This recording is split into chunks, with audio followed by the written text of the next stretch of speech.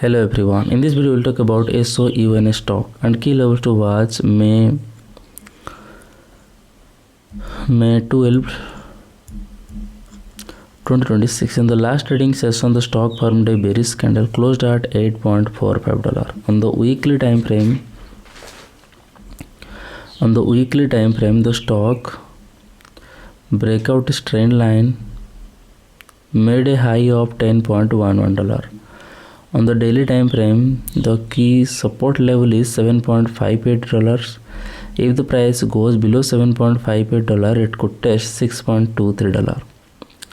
The key resistance level is $10.11. If the price breaks above $10.11, it could test $10.99. That's my view on SOUN stock today. If you found this helpful, please subscribe for more update. This video is for educational purposes only, not financial advice. Always do your own research before investing. Thanks for watching.